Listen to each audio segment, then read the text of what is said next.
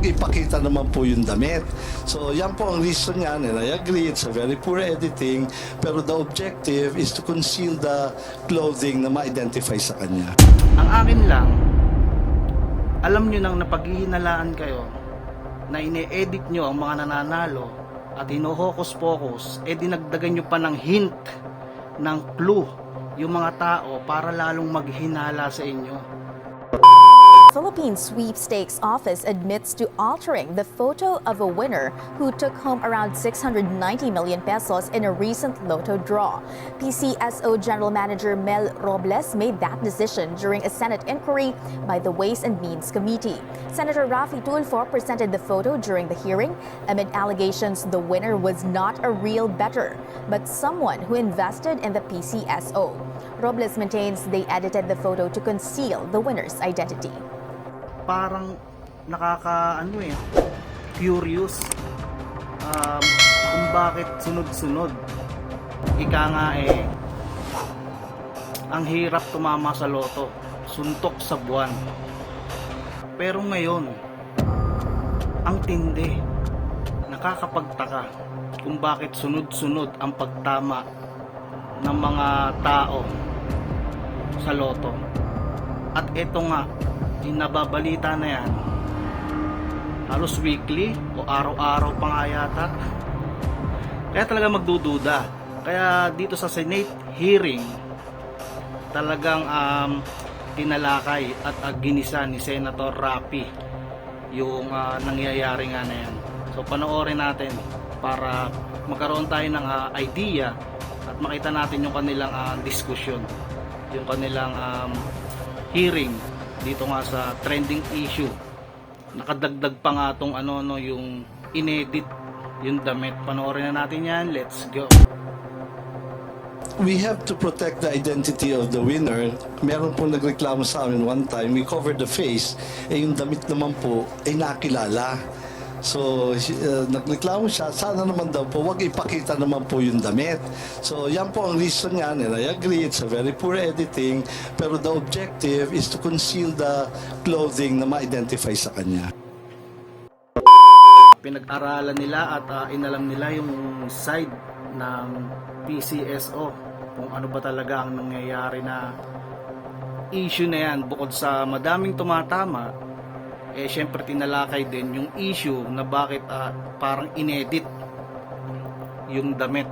At narinig nyo nga ang sinabi nung sa PCSO na inedit nila dahil nung mga nakakaraan daw, yung mga nananalo ay syempre iniingatan yung nila, yung katauhan, na baka malaman na sila yung tumama, kaya tinatago. So sa madaling salita, pwede naman talaga itago. Ang kaso lang, nagtataka talaga ako kung bakit kailangan pang i-edit. At syempre, gagawin nilang hindi ganun kagaling yung pagkaka-edit para pag nakita, ayun, katulad nga na kinatwiran nila ng PCSO na hindi sila ganun kagaling sa edit.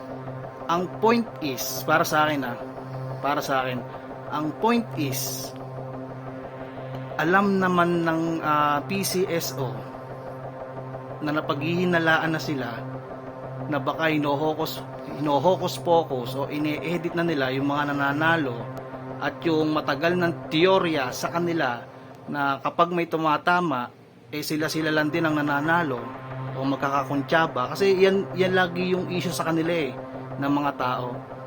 May manalo o wala, yan ang binabato ng mga Pilipino sa kanila. Yung baka isa lang sa kanila yung nananalo o ine-edit lang nila. Ngayon, ang bottom line is,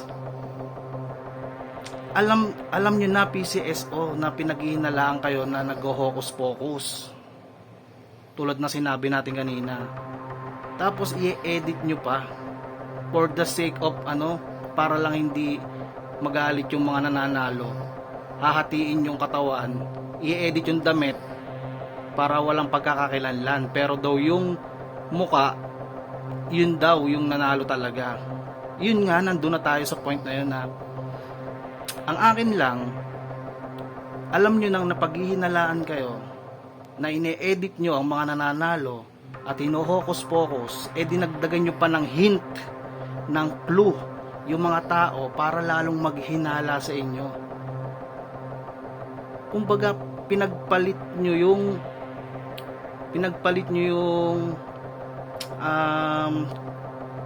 credibility ba yun o imahe, yung good image nyo.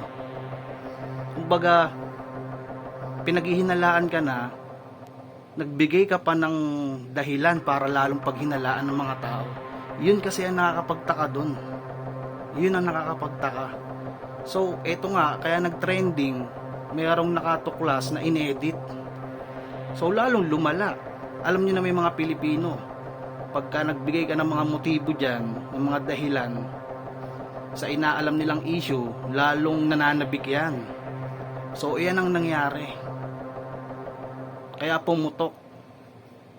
Pinaghihinalaan na kayo, PCSO, na ine-edit nyo nga naman o hinohokus-pokus, sa halip na hanggang dun lang ang paratang sa inyo, hindi na lumaki o lumawak yung issue na paghihinala ng taong bayan sa inyo, nagbigay pa kayo ng ibang dahilan para paghinalaan kayo. Gasino lang yung, huwag na kayong gumawa ng ganun, ng edit, automatic lahat blurred. Wala namang mawawala sa inyo eh. Wala ding mawawala sa mananalo kung gusto nyo lang naman itago yung identity. Ang ano lang natin sa mga taong bayan is kayo lang ang nagbigay ng dahilan para lalo kayong paghinalaan. Ganon kasimple. Pinakita nyo lang na kahina-hinala kayo. Ang akin lang dito is, kung alam nyo nang nai-issue kayo noon pa sa ganyang may tinatago, sa halip na wala dapat dahilan ng mga tao para mapatunayan yan, parang binigyan nyo pa ng chance ang taong bayan para maghinala. Tapos ang reason lang para maitago yung identity ng tao.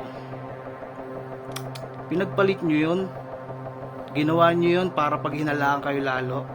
Pwede namang ibang option na wag gumawa ng ganun. Safe na safe pa.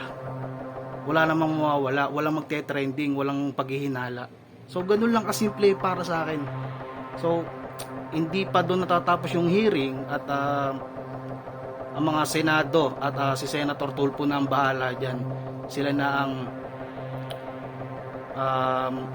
aalam niyan. Ang sabi pa nga is mag-a-hire pa nga daw ng private detective. Andito na naman si Detective J. King. Joke lang. Pero sa akin yun lang ang analysis ko dyan, napakasimple. Nagbigay sila ng dahilan para paghinalaan lalo sila. Ganun lang kasimple.